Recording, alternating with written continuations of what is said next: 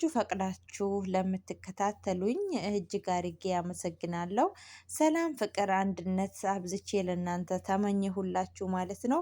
እንደነገርኳችሁ እንግዲህ ዛሬ ይዤላችሁ የመጣሁት ከብዙ ጊዜ በኋላ ዜማዬን ነው። ዜማዬ በጣም የምንወደውና የምንከታተለው ድራማ ነው።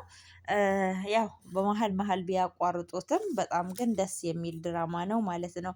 ዜማዬ እንግዲህ ብዙዎቻችሁ ያው እሷ ታገኘዋለች ግን የማያገኛት እሱ ስለነበረ ያው ስለታገተች ያው አቤኒ በጣም ሀሳብና ጭንቀት ውስጥ ገብቶ ነበረ። ያው ስለሚያፈቅራት ማለት ነው። ትኑር ትሙት ስለማያውቅ በጣም ነበረ የተሰማውና ዛሬ ላይ ተገናኝተው ሳያቸው በጣም ደስ ብሎኛል። እውነት ለመናገር በጣም ነው ደስ ያለኝ ማለት ነው። እና ውድ ተመልካቾቼ እናንተም ደስ እንዳላችሁ አስባለሁ ማለት ነው። ናቲ እንግዲህ በህይወት የሌለ መስሎን ነበረ። በህይወት አለ። ይሄ ማን ነው? ይሄ ናቲ የናቲ ጓደኛ ማለት ነው። ኢዛና ተብዬ እሱ ነው ያገተውና በራሱ እጅ እየጎረሰ በራሱ እጅ እየበላ ዛሬ ላይ እንግዲህ እንዳያችሁት እሱ እጅ ላይ ወድቋል ማለት ነው። ነገር ግን ደግሞ ያው ከኋላ እንትን አድርገኸኝ ነው አንተ ወንድ ከሆንክ ለምን ፊት ለፊት ላይ አትጋፈጠኝም እያለው ነበረ። እንግዲህ ናቲ በህይወት አለ። ዞሮ ዞሮ ያው አይሞትም፣ በሰላም ይወጣል ብዬ ተስፋ አደርጋለሁኝ እስካሁን ያልሞተው እና እድልና ያው ያዳ እንግዲህ አንዴ አምልጧል፣ የሚመለስ አይመስለኝም። ግን ደግሞ ያዳና እድልና ኢዛና ከባድ ችግር ውስጥ ገብተዋል ማለት ነው። ምክንያቱም ይህንን ያደረጉት አንድ እነሱ ስለሆኑ ያዳ እንግዲህ አንዴ አምልጧል ወይ ሊመጣም ይችላል ማለት ነው። ነገር ግን ደግሞ ያው ኢዛና ናቲ በመኖሩ በጣም ደስ ብሎኛል። እውነት ለመናገር በጣም ነው ደስ ያለኝ። ምግብም አምጥቶ እየሰጠው ነበረ። እሱንም አልበላም አለው። አንዴ ፍታኝና ያ ሁሉንም ነገር ላውራ ቢለውም ወይም ደግሞ እያንዳንዳቸውን ነገር ልጨርሳቸው ቢለውም ያው እሱ ከወጣ እንደማይለቀው ስለሚያውቅ እኔ አንተን አጥቼክ ነው እንዲህ ምፈታክ እያለው ነበረ።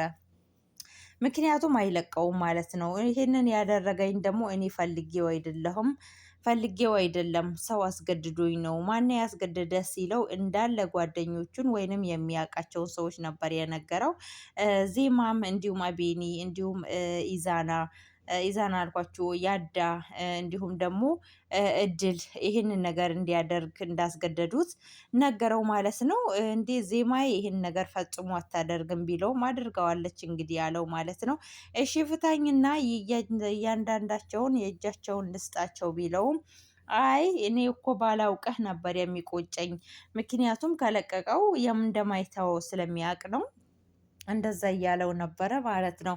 ግን ደግሞ እሱ ምንም ነገር አላደርግህም ልቀቀኝ ቢለውም ሊያምነው አልቻለም። ያው በጣም ኃይለኛ ሰው ስለሆነ ያውቃል ማለት ነው። ያው በስተመጨረሻም እንግዲህ አይታችኋል።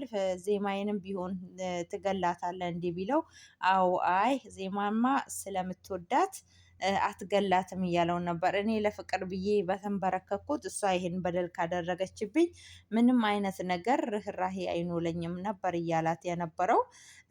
እንዲሁም ደግሞ የናቲ ወንድም ኢንስፔክተር ነው እሱ ማለት ነው። የፖሊስ እንትን ስለ እንደሌለውና ከስራው እንደተባረረ ምስጢሩን አውቆበታልና እሱን በማወቁ እንግዲህ ኢንስፔክተሩን በጣም ተናዶ ነበረ።